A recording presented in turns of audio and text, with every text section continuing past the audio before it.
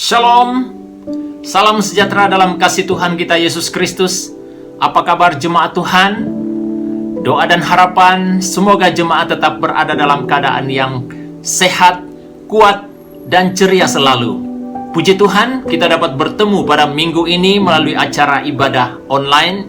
Kita bersyukur atas kebaikan, kemurahan Tuhan buat setiap pribadi kita, sehingga pada minggu ini kita dapat bertemu kembali lagi melalui acara ibadah ini. Kita berterima kasih oleh karena tim-tim yang setia membantu kita, melayani kita dalam pelayanan ibadah online ini. Untuk tim media yang setia melakukan tanggung jawabnya setiap minggu. Tim Praise and Worship yang selalu memberkati kita melalui puji-pujian yang menyegarkan iman kita di dalam Yesus Kristus.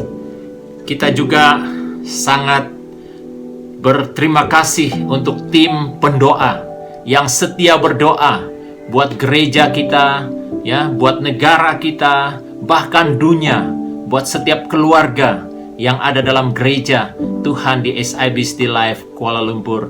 Terima kasih untuk kesetiaan Anda. Tuhan Yesus akan memberkati kita lebih daripada apa yang kita lakukan buat pelayanan Tuhan. Puji Tuhan. Baiklah, saudara kekasih yang saya cinta dalam Tuhan Yesus Kristus, kita sama-sama mempelajari satu bahagian firman yang terdapat dari Injil Markus pasal yang ke-12. Kita mulai baca ayat 41 sehingga ayat yang ke-44. Kita akan membuka Alkitab kita. Saya akan membaca bahagian ini, sementara jemaat dapat mengiringi pembacaan ini. Saudara boleh membuka Alkitabmu, baik itu Alkitab manual ataupun Alkitab yang ada di handphone saudara. Kita boleh baca bersama-sama, ya. Dalam Markus pasal yang ke-12 ayat 41 sampai ayatnya yang ke-44. Tulisan tebal di atas adalah persembahan seorang janda miskin.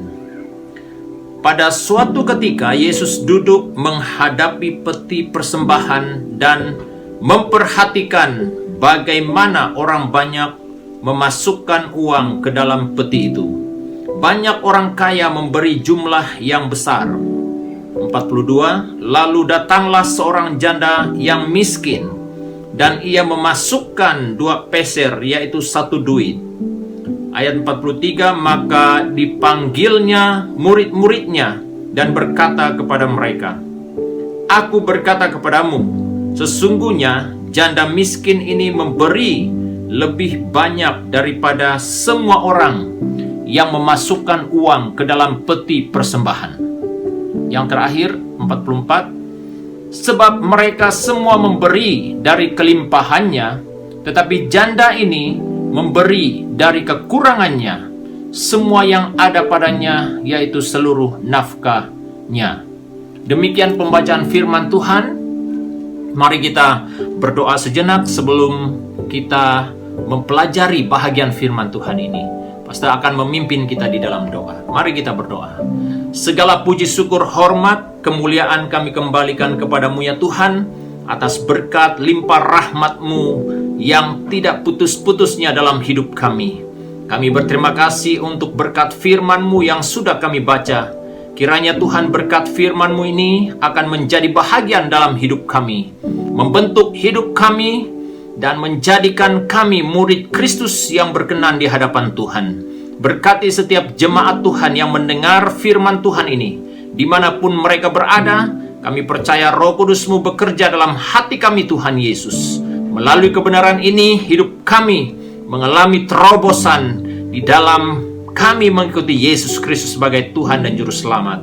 Berkati pemberitaan firman ini Bapa di sorga, dari permulaan sampai selesai. Nama Tuhan Yesus dipermuliakan, diagung tinggi dalam pemberitaan ini. Segala halangan-halangan yang menghalangi berkat firman-Mu tinggal dalam hati kami. Kami berdoa sehati dalam nama Yesus, kami patah lumpuhkan kuasa itu. Biarlah kuasa Roh Kudus-Mu Tuhan yang memimpin kami dalam pendengaran firman, bahkan penyampaian firman, Roh Kudus yang menuntun hamba-Mu. Terima kasih Bapa, dalam nama Tuhan Yesus, hamba naikkan doa permohonan ini penuh dengan ucapan syukur. Haleluya, haleluya, amin. Puji Tuhan, jemaat Tuhan yang dikasihi oleh Tuhan Yesus Kristus. Melalui pembacaan sebentar tadi, kita akan mempelajari satu tema, yaitu iman seorang janda miskin. Sesuai dengan bahagian yang telah kita baca sebentar tadi, saudara kekasih, di mana bahagian itu menyentuh tentang seorang janda miskin yang dikatakan Yesus mengagumi dan memuji perbuatan seorang janda miskin ini. Bukan oleh karena dia lebih baik daripada orang lain. Kalau kita perhatikan seorang janda miskin, apa yang ada padanya? Sudah pun janda, miskin lagi. Tapi apa yang kita pelajari daripada firman ini? Yesus sendiri mengambil contoh daripada kehidupan seorang janda miskin ini, saudaraku. Khususnya dalam hal apa? Melakukan tanggung jawab, yaitu ibadah dalam hal memberi persembahan ataupun persepuluhan kepada Tuhan. Ini sangat penting, saudaraku. Ya, karena apabila seseorang sungguh-sungguh melakukan tanggung jawabnya di hadapan Tuhan, khususnya dalam hal memberi, saudaraku, itu akan menjadi satu bahagian yang benar-benar menyenangkan hati Tuhan, hati Bapa kita di sorga. Karena Yesus sendiri, saudaraku, memuji tindakan ataupun perbuatan seorang janda miskin ini. Kita akan melihat terlebih dahulu, saudaraku, yang berkaitan dengan janda miskin. Ya, dikatakan iman janda miskin itu ada padanya. Nah, iman itu hidup dalam diri janda miskin. Imannya itulah yang menjadikan kekuatan untuk dia tetap setia melakukan tanggung jawab di hadapan Tuhan. Imannya itu, saudaraku, yang membuat janda miskin ini dapat melakukan bahagiannya, ya, melakukan tanggung jawabnya sebagai orang yang percaya kepada Tuhan Yesus Kristus. Janda miskin ini percaya bahwa Allah yang dia sembah adalah Allah yang hidup dan Allah yang maha tahu keadaan umatnya. Ini yang menjadi kekuatan janda miskin ini. Dia percaya bahwa Allah mengetahui keadaan umatnya. Keadaan yang dia lalui, keperitan hidup yang dia lalui, dia yakin Allah yang dia sembah mengetahui keadaannya. Inilah alasannya, saudaraku, mengapa janda ini tidak tangguh-tangguh dalam hal melaksanakan tanggung jawabnya dalam hal memberi. Iman janda miskin ini dikatakan membuat Yesus memuji perbuatannya. Karena janda ini dengan setia, jujur, dan tidak dipaksa, dan tanpa mengira keuntungan buat dirinya. Wow, itu sesuatu yang luar biasa. Dia jujur melakukan tanggung jawabnya. Dia jujur dalam hal apa? Memberi dalam pelayanan Tuhan ataupun di rumah Tuhan. Tanpa dipaksa, saudaraku. Kenapa? Karena dia menyadari bahwa segala yang dia miliki, segala yang dia punya, saudaraku, adalah datang daripada Tuhan. Datang daripada Allah sang sumber. Itulah yang menyebabkan, saudaraku, dia memberi tanpa mengira rugi. Ya, hal ini perlu kita pelajari, saudara. Pada saat kita memberi di rumah Tuhan, jangan kita berkira, oh saya sudah rugi. Kita belajar daripada janda miskin ini, saudaraku. Dia memberi tanpa berkira, tanpa menganggap bahwa dia rugi, saudaraku. Janda ini sadar bahwa segala sesuatu yang ada padanya adalah semata-mata pemberian daripada Allah sendiri. Segala yang dia miliki, saudaraku, ya, apa yang dia miliki?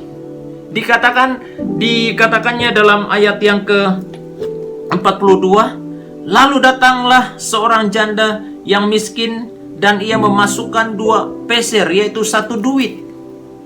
1 duit ini tidak banyak.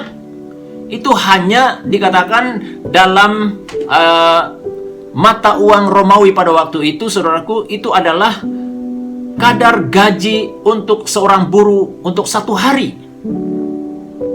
Dia hanya memiliki itu, saudaraku. Dia masukkan semuanya ke kantong persembahan di rumah Tuhan. Tandanya bahwa dia sadar bahwa segala yang dia miliki itu adalah datang daripada Tuhan. Dengan kata lain, dia sadar pada waktu dia datang ke dunia ini, saudaraku, dia tidak membawa apa-apa dari perut ibunya. Dia sadar pada waktu dia pulang ke rumah Bapa juga, dia tidak akan membawa apa-apa.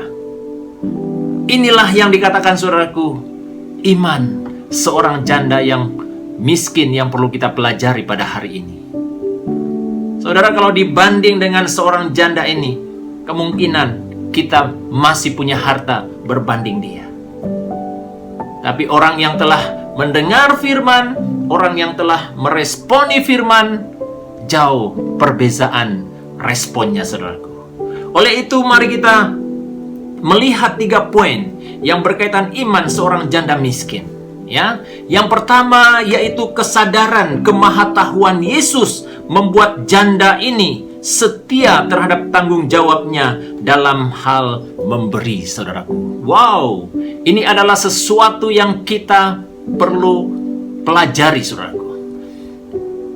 Bahwa janda miskin ini menyadari bahwa Yesus Maha Tahu. Secara fisikalnya, saudaraku, kita lihat dalam ayat 41 dikatakan di sana, pada suatu kali Yesus duduk menghadap peti persembahan dan memperhatikan bagaimana orang banyak memasukkan uang ke dalam peti itu. Banyak orang kaya memberi jumlah yang besar. Nah, secara real, saudaraku, Yesus ada di depan mereka. Bagaimana orang-orang datang memberi pemberiannya, persembahannya, persepuluhannya di rumah Tuhan pada waktu itu. Dikatakan banyak orang-orang kaya di sana, ya, banyak orang-orang kenamaan di sana, ya. Yang ditekankan di sana adalah orang-orang Farisi, para ahli Taurat. Mereka itu adalah orang-orang yang dianggap orang yang kaya pada waktu itu. Kenapa, saudaraku? Karena mereka juga menggunakan kuasa mereka dengan memeras orang-orang yang lemah. Sehingga mereka dikatakan menjadi orang-orang yang berada, orang-orang kaya, orang-orang yang terpandang pada zaman itu. Jadi Yesus melihat orang-orang yang datang membawa persembahannya, memberi di rumah Tuhan pada waktu itu. Jadi, saudaraku, lain halnya dengan janda miskin ini. Dia beriman bahwa Tuhan Yesus yang Maha tahu segala apa yang dia lakukan. Itu sebabnya dikatakan, saudaraku, Yesus Maha tahu segala sesuatu, dan semua yang ada di bawah langit biru ini terbuka di depan mata Yesus. Tidak ada yang dapat disembunyikan. Itu sebabnya, saudaraku, alasan mengapa janda miskin ini, saudaraku, memberi dengan kesungguhan hatinya, karena dia tahu bahwa Allah yang menerima persembahannya itu adalah Allah yang Maha Tahu. Kalau Allah sudah dikatakan Maha tahu, saudaraku, apa yang harus kita sembunyikan di hadapannya. Segala sesuatu yang ada pada kita, Dia tahu. Sebelum kita memilikinya, Tuhan tahu semuanya. Apalagi ketika kita mendapatkannya, Dia lebih tahu. Kita rujuk dalam bahagian firman, yaitu Ibrani pasal 4 ayat 13. Ibrani 4 ayat 13 dikatakan bahagian firman Tuhan ini, dan tidak ada suatu makhluk pun yang tersembunyi di hadapannya. Tidak ada satu makhluk pun yang tersembunyi di hadapan Yesus. Ya. Sebab segala sesuatu telanjang dan terbuka di depan mata Dia, yang kepadanya kita harus memberikan pertanggungan jawab. Semua kita memberi pertanggungan jawab di hadapan Yesus. Pertanggungan jawab apa, saudaraku? Salah satu bahagian yang kita tekankan hari ini, yaitu pemberian persepuluhan kita di hadapan Yesus. Kita semua, saudaraku, harus bertanggung jawab. Kalau kita tidak bertanggung jawab, dikatakan Dia yang mengetahui siapa kita. Yesus tahu tahap kejujuran kita dalam hal memberi. Itu sebabnya, saudaraku, ketika Yesus duduk di hadapan, sementara orang berbaris datang memberi persembahannya di hadapan di tempat yang telah disediakan, Yesus tahu. Ya, memang secara fisikalnya Yesus tahu pada waktu itu. Tapi bagaimana pada saat ini? Dalam konteks kita hari ini, Dia Maha tahu, saudaraku. Kenapa? Karena Dia adalah Allah yang bertata, dan Dia adalah Allah yang maha kuasa, dan Dia adalah Allah yang maha tahu. Dia tahu apa yang ada di hati kita sekarang ini. Dia tahu apa yang di pikiran kita sekarang ini. Bahkan firman Tuhan katakan sebelum kita melakukan sesuatu, Dia tahu apa yang kita akan lakukan, tindakan yang akan kita lakukan. Nah, inilah yang membuat janda ini, saudaraku, benar-benar melakukan bahagiannya. Karena dia tahu bahwa Yesus yang mana dia membawa persembahannya itu adalah Yesus ataupun Allah yang maha tahu. Yesus tahu tahap kemampuan janda miskin ketika dia memberi. Dia tahu dia akan memberi segala yang dia punya, saudaraku. Dan dia tahu isi hati janda yang miskin itu. Oleh karena dia beriman bahwa Allah maha tahu segala sesuatu yang dia lakukan, dia tidak tangguh-tangguh memberi segala miliknya, saudaraku, yang ada padanya. Dikatakan 2 peser ataupun 1 duit, dikatakan di sana. Itu yang menjadi miliknya. Saudara kekasih, inilah iman janda miskin yang kita mau pelajari, yang kita mau lakukan dalam hidup kita setiap hari. Hal yang kedua, saudaraku, iman seorang janda miskin. Yang kedua, pemberiannya sebagai ibadah terhadap Allah. Dia memberi kepada Allah itu, dia menganggap bahwa pemberiannya itu adalah ibadah terhadap Allah. Wow. Kita harus menyadari ini, saudara. Ibadah itu bukan hanya kita lakukan 1 kali dalam 1 minggu di gereja, bukan. Tapi ibadah itu berkata tentang apa? Tindakan iman yang kita lakukan dalam hidup kita setiap hari. Kalau kita melakukan sesuatu yang jujur di hadapan Tuhan, itu adalah ibadah. Kalau kita melakukan sesuatu yang baik menolong orang lain, saudaraku, itu adalah ibadah kita kepada Tuhan. Tapi kita melihat apa yang dilakukan oleh seorang janda yang beriman ini, seorang janda miskin yang punya iman ini. Dia menganggap bahwa pemberiannya itu adalah suatu ibadah di hadapan Tuhan. Dalam ayat yang ke-42 dikatakan di sana, saudaraku, dalam Markus Injil Markus, kita kembali ke teks pembacaan kita sebentar tadi, ya. Injil Markus pasal yang ke-12 ayat 42. Lalu datanglah seorang janda yang miskin dan ia memasukkan 2 peser, yaitu 1 duit. 2 peser, 1 duit. Maksudnya segala sesuatu yang dia miliki, dia berikan semuanya kepada Tuhan. Dalam arti kata, dia menganggap bahwa semua pemberiannya itu adalah ibadahnya kepada Tuhan. Memberi persepuluhan adalah tindakan orang percaya dalam menghormati Allah sebagai pemilik dan pemberi segala sesuatu. Allah itu adalah pemilik dan pemberi segala sesuatu. Jadi tanggung jawab kita, saudaraku, hanyalah sebagai apa? Pengurusnya, ya. Kita hanya sebagai orang yang mengurusnya. Apakah kita jujur dengan pemberinya yang punya itu ataupun tidak? Dalam Mazmur 89, saya mau kita baca bahagian ini. Mazmur 89 ayat 12. Firman Tuhan berkata demikian.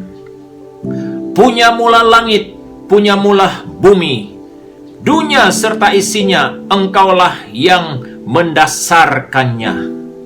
Punyamulah bumi, punyamulah langit. Berarti segala sesuatu itu adalah milik Tuhan. Segala sesuatu itu punya Dia. Berarti kalau kita punya yang lebih daripada apa yang kita ada pada hari ini, itu karena Tuhan mempercayakan kita untuk mengusahakannya dan untuk memilikinya. Berarti ketika kita memberi persepuluhan kita adalah tindakan kita dan juga sikap kita menghormati Allah sebagai pemilik dan pemberi segala sesuatu.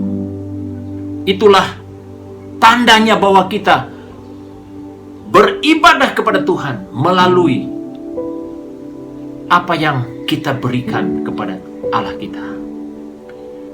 Janda ini menghormati Allah dalam kesederhanaan hidupnya tanpa memikirkan keuntungan bagi dirinya. Dalam Markus tadi dikatakan segala yang dia punya, saudaraku, dia berikan kepada Tuhan. Ya, dia berikan semuanya di rumah Tuhan. Dia tidak mengira, hai, kalau saya beri semuanya rugilah saya nanti. Kadang, saudaraku, dalam kita memberi, itu yang selalu menjadi cabaran dalam pemikiran kita. Kadang kita, apabila kita mengasingkan persembahan ataupun persepuluhan kita untuk Tuhan, kadang kita berpikir bahwa, oh, ini terlalu banyak. Sebenarnya, saudaraku, pada waktu kita melakukan hal itu, Tuhan sudah tahu. Dan itu juga berkata tentang bagaimana kita menghormati Tuhan dalam hidup kita. Saudara, ini yang janda miskin lakukan. Imannya, saudaraku, yang membuat dia bertindak supaya dia tidak tergoda dengan apa yang menjadi keuntungan bagi dirinya. Dia percaya bahwa segala sesuatu yang dia punya itu, saudaraku, datang daripada Tuhan sendiri. Itu sebabnya, saudaraku, dia memberikan segala-galanya untuk Tuhan sebagai tindakan ibadahnya terhadap Allah.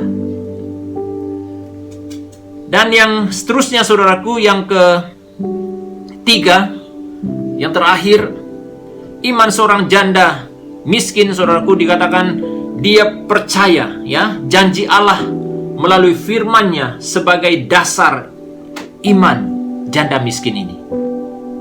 Ya, dia percaya bahwa melalui janji firman inilah yang dapat menguatkan dia. Dalam Lukas pasal 6 ayat 38. Kita baca ayat ini. Dalam Lukas pasal 6 ayat 38. Dikatakan di sana, saudaraku, Lukas pasal 6 ayat 38, hendaklah kamu murah hati, sama seperti Bapakmu adalah murah hati. Ya, ayat 38, berilah dan kamu akan diberi suatu takaran yang baik, yang dipadatkan, yang digoncang, dan yang tumpah keluar akan dicurahkan ke dalam ribaanmu. Sebab ukuran yang kamu pakai untuk mengukur akan diukurkan kepadamu. Kalau Tuhan memberkati kita, saudaraku, bukan calang-calang, bukan alang-alang. Dikatakan dalam ayat yang ke-38 tadi, berilah dan kamu akan diberi suatu takaran yang baik, yang dipadatkan, yang digoncang, dan yang tumpah keluar akan dicurahkan ke dalam ribaanmu. Kalau Tuhan memberi, saudaraku, bukan alang-alang. Dia akan memberi dengan limpah. Dia akan padatkan apa yang ada pada kita. Itulah cara Tuhan. Dia memberi sampai melimpah, saudara. Janji Allah melalui firman-Nya sebagai dasar iman janda miskin ini. Kenapa, saudaraku? Dia percaya Allah memberi berkat, berkelimpahan dalam hidupnya. Allah akan memberkati segala pekerjaan ataupun usahanya, usaha kita. Itu yang diimani oleh janda miskin ini. Dikatakan dalam Amsal 11 ayat 25 dan ayat 26. Ya. Ini ayat yang terakhir. Saya juga mau membaca bahagian ini untuk kita. Amsal 11 ayat 25 dan 26. Firman Tuhan berkata demikian, siapa banyak memberi berkat, diberi berkelimpahan. Siapa memberi minum, ia sendiri akan diberi minum. Siapa menahan gandum, ia dikutuki orang, tetapi berkat turun di atas kepala orang yang menjual gandum. Puji Tuhan. Itulah janji Tuhan. Siapa memberi berkat, diberikan dengan berkelimpahan.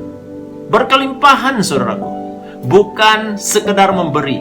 Itulah janji firman Tuhan yang perlu kita pegang. Seperti mana yang diimani oleh janda miskin. Dia percaya bahwa Tuhan akan melimpahkan berkat-Nya dalam hidupnya. Jemaat yang saya kasihi dalam Tuhan Yesus Kristus, mari kita sama-sama refleksi diri kita. Kita koreksi diri kita. Sejauh mana kita setia memberi kepada Tuhan? Adakah kita konsisten dalam memberi kepada Tuhan? Ataupun keadaan yang kita lalui pada hari ini bukanlah sesuatu yang keadaan yang menyenangkan, ya. Dari segi ekonomi, mungkin ekonomi kita sudah mulai drop, mulai berkurang. Dalam pikiran kita, apalagi yang harus saya berikan kepada Tuhan? Kalau saya beri ini dan beri ini, apa yang saya makan? Saudara, kita kembali kepada firman Tuhan. Apa yang dilakukan oleh janda miskin ini?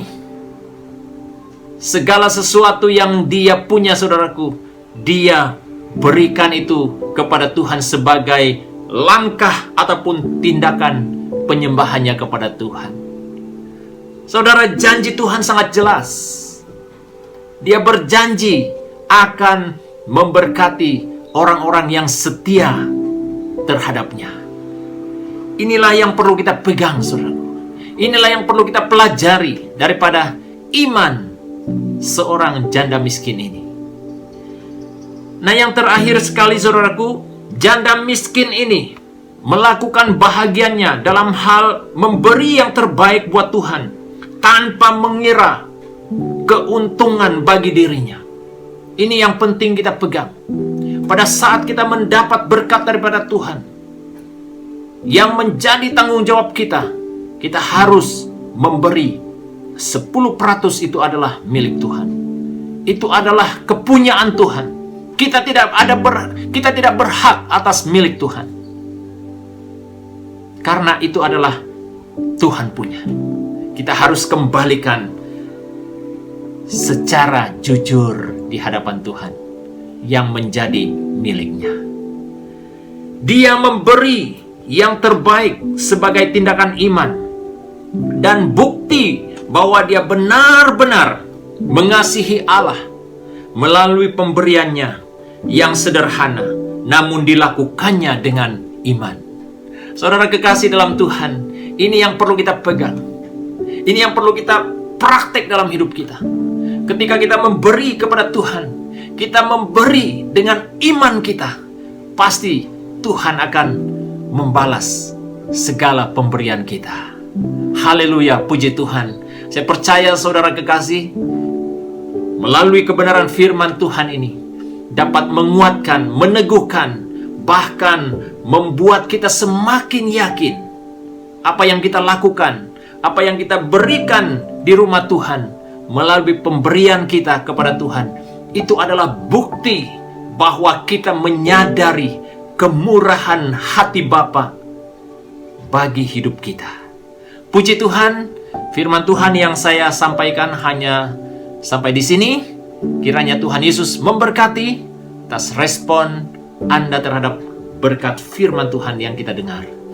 Jemaat kekasih yang saya cinta dalam Tuhan Yesus, sebelum saya akhiri bahagian ini dengan doa, pertama-tama saya juga berterima kasih kepada jemaat Tuhan yang setia, yang setia melaksanakan tanggung jawabmu dalam hal memberi persembahanmu di rumah Tuhan setiap minggu, memberi persepuluhanmu, pemberian kasihmu, janji imanmu, apapun bentuk yang kau berikan di rumah Tuhan.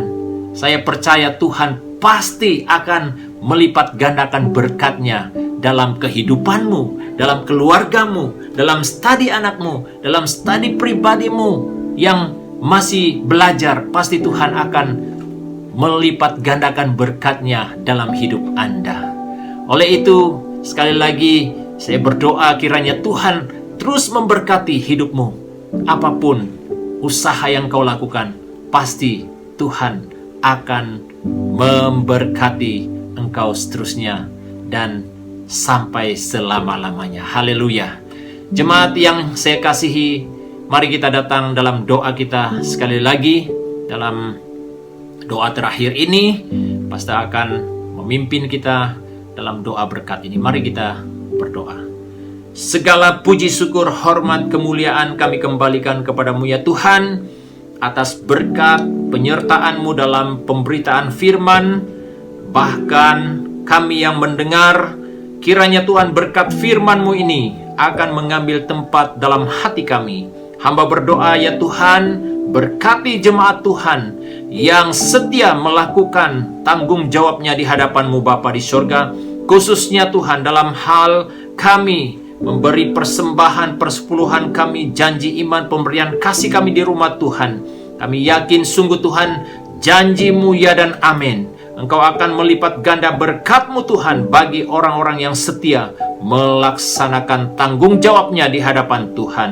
Bapa, aku berdoa buat jemaat Tuhan SIBC Life Church Kuala Lumpur dan juga jemaat Tuhan yang terlibat mendengar firman Tuhan pada hari ini. Siapapun mereka Tuhan, hamba berdoa untuk tugas pekerjaan mereka Tuhan sepanjang minggu yang akan datang.